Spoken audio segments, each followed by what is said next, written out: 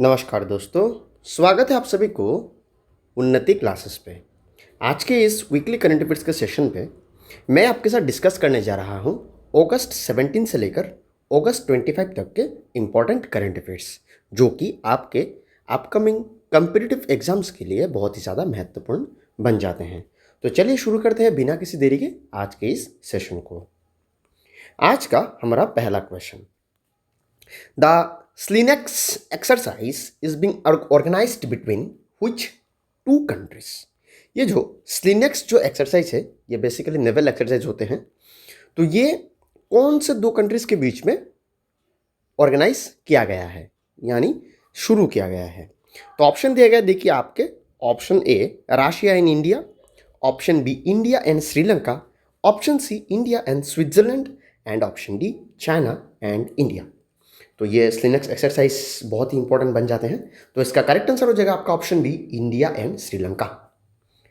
तो आइए जानते हैं स्लिनेक्स क्या है। तो SLINEX basically is a naval exercise between India and Sri. तो इंडिया और श्रीलंका के बीच में एक नेवल एक्सरसाइज जो कि नौसेना द्वारा करवाया जाता है। ठीक है, मतलब दोनों कंट्रीज के नौसेना के बीच में ये एक्सरसाइज होता है। It helps both navies work together, improve maritime security and share best practices through training on land and drills at sea। यानी दोनों ही देशों के नौसेनाओं के बीच में एक बहुत ही इंपॉर्टेंट एक ट्रेनिंग ऑर्गेनाइज किया जाता है, जिसका मूल उद्देश्य यही रहता है कि इम्प्रूव मेरीटाइम सिक्योरिटी, जो समुद्र के किनारे का जो सिक्योरिटी रहता है उसको इम्प्रूव किया जा सके। और इस साल this year it will be held in Sri Lanka, और ये इस साल श्रीलंका में करवाया जाएगा। And it is the 12th edition, यानी ये जो स्लिनेक्स एक्सरसाइज है इसका 12th एडिशन है। ठीक है, तो अगर आपको पता है पहला एडिशन कब हुआ था और कहाँ हुआ था, कौन सा साल हुआ था, प्लीज़ हमारे कमेंट सेक्शन में इसका आंसर जरूर दीजिएगा। Question number 2, what is the mascot for the first ever Khelo India water sports festival. ठीक है, तो Khelo India water sport festival का मास्कॉट क्या है। मास्कॉट का मतलब होता है बेसिकली एक लोगो टाइप, लोगो का जैसा होता है। ठीक है, तो और इसका ऑप्शन क्या दिया गया, देखिए snow leopard, option B Himalayan kingfisher, option C Kashmiri stag hangul, या फिर ऑप्शन डी पिकॉक। तो इसका करेक्ट आंसर हो जाएगा आपका ऑप्शन बी हिमालयन किंगफिशर।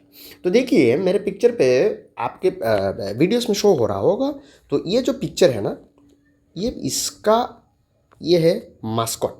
और किसका मास्कॉट है ये है खेलो इंडिया वाटर स्पोर्ट्स का मास्कॉट। तो याद रखिएगा, और इसका नाम क्या दिया गया है, हिमालयन किंगफिशर। तो मास्कॉट के बेसिस पे क्वेश्चन हमेशा एक ना एक पूछा जाता है, किसी भी कम्पिटिटिव एग्जाम पे हो। ठीक है, तो इसके लिए ये बहुत ही महत्वपूर्ण बन जाता है। Question number 3, hurricane Erin has formed in which ocean. तो हरिकेन एरिन निम्नलिखित में से कौन से ओशन में देखा गया है, या फिर उसका ओरिजिनेशन हो रहा है। ठीक है, ऑप्शन क्या दिया है, देखिए Indian ocean, option B Pacific ocean, option C Atlantic ocean and option D Arctic ocean. तो इसका करेक्ट आंसर हो जाएगा आपका ऑप्शन सी अटलांटिक ओशन। तो अटलांटिक ओशन में ये हरिकेन एरिन का फॉर्मेशन हुआ है, हालांकि ये रिसेंटली हुआ है। तो देखिए तो हरिकेन क्या होता है, तो a hurricane is a very strong tropical cyclone. तो ये साइक्लोन की तरह बहुत ही ज़्यादा, बहुत ही मतलब वेरी स्ट्रॉन्ग जैसा होता है, बहुत ही शक्तिशाली होता है। That forms over warm ocean waters. तो वार्म ओशन वाटर्स जितने भी होते हैं, एक होता है वार्म ओशन, एक होता है कोल्ड ओशन वाटर भी होता है। तो वार्म ओशन के जितने भी होते हैं वहाँ पे ये जो हरिकेन एरिन दिखा गया है। हरिकेन एरिन 2020 में फर्स्ट कॉज डेडली फ्लड इन केप वेरेडा। तो ये केप वेरेडा में इसका जो पहली बार उसको नोटिस किया गया है। उसके बाद इट पास्ट नियर बरमूडा में उसको देखा गया है, bringing rough seas and gusty winds and later impacted the US east coast specially North Carolina and Virginia. तो वर्जीनिया और नॉर्थ कैरोलिना यूएस के अमेरिका के कुछ हिस्सों में इसको देखा गया, नोटिस किया गया है। तो याद रखिएगा हरिकेन एरिन कहाँ हुआ था, अटलांटिक ओशन पे। ठीक है, तो इसको याद रखिएगा। और साथ ही यहाँ पे मैंने जो ओशंस जितने नाम होते हैं वहाँ पे मैंने ऑलरेडी मेंशन भी किया है। ओशंस भी आपके ज्योग्राफी के पोर्शन से भी कभी कभार पूछा जाता है। ठीक है, तो इसको आप याद रखिएगा। Question number 4, where was the first world humanoid robot games held.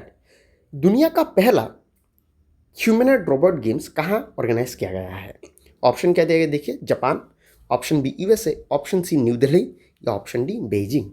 इसका करेक्ट आंसर हो जाएगा आपका ऑप्शन डी, बीजिंग।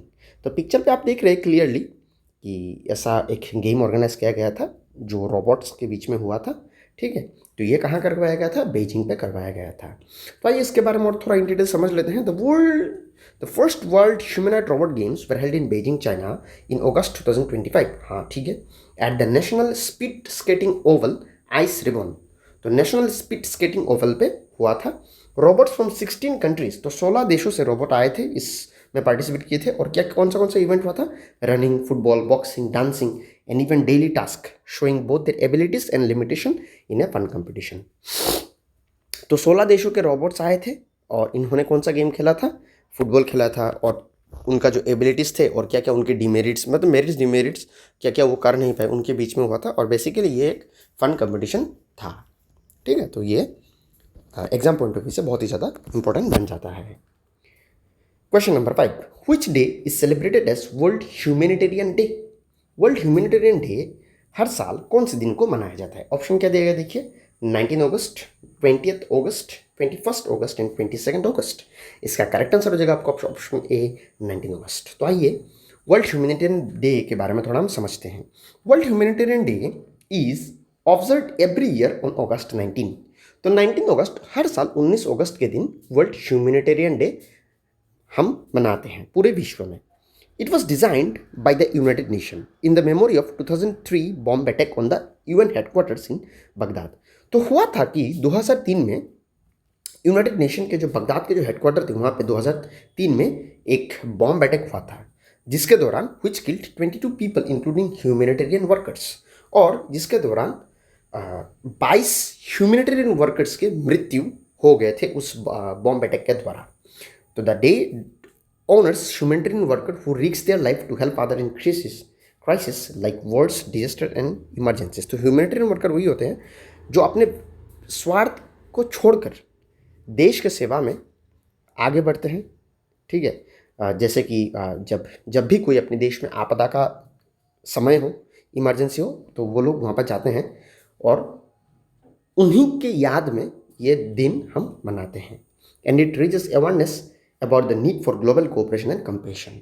और इस जो डे होता है ये हर साल ये इसी सोच के साथ करवाया जाता है ताकि पूरे विश्व में एक मैसेज जाए कि हम सभी एक दूसरे के सहायता बने, और जब भी अपने देश या फिर विश्व के लिए कुछ भी आपदा खड़ा हो तो हम एक दूसरे का सहायता करें। तो इस साल का जो वर्ल्ड ह्यूमैनिटेरियन डे 2025 का इस साल का थीम क्या है देखिए, strengthening global solidarity and empowering local communities. तो थीम बहुत ही ज़्यादा इंपॉर्टेंट बन जाता है। आप अपने कॉपीज़ पे नोट डाउन कीजिएगा या फिर इस वीडियो को पोस्ट करके आप स्क्रीनशॉट भी आप ले सकते हैं, ठीक है। तो वर्ल्ड ह्यूमैनिटेरियन डे हर साल हम मनाते हैं अगस्त के 19 तारीख को। Question number 6, who won the Miss Universe India 2025 title? 2025 का मिस यूनिवर्स इंडिया टाइटल किसने जीता है? तो ऑप्शन क्या दिया गया देखिए, Riya Sinha, option B Priyanka Chopra, option C Manika Vishwakarma and option D Tania Sharma. Your correct answer will be option C, Manika Vishwakarma. तो फोटो में आप देख सकते हैं, तो Manika Vishwakarma has won the Miss Universe India 2025 title. अलग अलग होता है, एक होता है मिस यूनिवर्स, एक होता है मिस इंडिया, एक होता है मिस यूनिवर्स इंडिया। तो आप क्वेश्चन समझकर थोड़ा सोचिएगा, उसके बाद आंसर कीजिएगा, ठीक है। तो जो मनिका विश्वकर्मा जी है, she has won the Miss Universe India 2025 title. Question number 7, recently Assam rifles has signed an agreement with whom for advanced drone training? तो हमारे जो असम के एरिया में जो असम राइफल है, बेसिकली देयर पैरामिलिट्री फोर्सेस होते हैं वो, तो असम राइफल ने निम्नलिखित में से किन इंस्टीट्यूट के साथ एक समझौता किया है जिसके दौरान वो क्या करेंगे, एक एडवांस ड्रोन ट्रेनिंग करेंगे? तो ऑप्शन क्या दिया गया देखिए, IIM Shillong, option B IIT Guwahati, option C Assam university, या फिर option D Indian institute of information technology Manipur. तो इसका करेक्ट आंसर हो जाएगा आपका option D, Indian institute of information technology Manipur. तो IIT, ठीक है, IIT मणिपुर के साथ असम राइफल ने एक एग्रीमेंट साइन किया है जिसके दौरान वो एक एडवांस ड्रोन ट्रेनिंग वो करेंगे, ठीक है। और इस ड्रोन ट्रेनिंग के साथ वो ड्रोन को अच्छी तरीके से चलाना और इस पहाड़ी एरिया में कैसे ड्रोन को एक सुरक्षित तरीके से यूज़ किया जा सकता है उसको भी वो लोग अपने ट्रेनिंग के दौरान वो सीखेंगे। तो असम राइफल के बारे में थोड़ा जान लेते हैं। ये है हमारा इंडिया का ओल्डेस्ट पैरामिलिट्री फोर्स, ठीक है। और ये कहाँ काम करते हैं, इनका जो वर्क एरिया होता है, ये हमारे भारत के वीर जवान हैं। Works in north east and Indo Myanmar border, ठीक है। नॉर्थ ईस्ट एरिया में इनका ड्यूटी वगैरह रहता है और हमारे देश के लिए सेवा करते हैं, ठीक है। और उन्हीं के कारण आज हम पूरे भारतीय लोग सुरक्षित हम रहते हैं। और जो असम राइफल का मोटो है वो है friends of the hill people, कभी कभार पूछा जाता है। और उनका हेडक्वार्टर कहाँ पे है, शिलोंग मेघालय पे है, ठीक है। तो ये आपको याद रखिएगा। कभी कभार ऐसे बड़े इंस्टीट्यूशन, जितने भी बड़े बड़े जो इंस्टीट्यूशन होते हैं उनके हेडक्वार्टर भी पूछते हैं, ठीक है। असम राइफल हो या फिर कब हुआ था। कभी कभार ऐसा भी क्वेश्चन आता है कि निम्नलिखित में से कौन सा पैरामिलिट्री फोर्स है, ये लास्ट एडियरी में ऐसा क्वेश्चन आया था, ठीक है।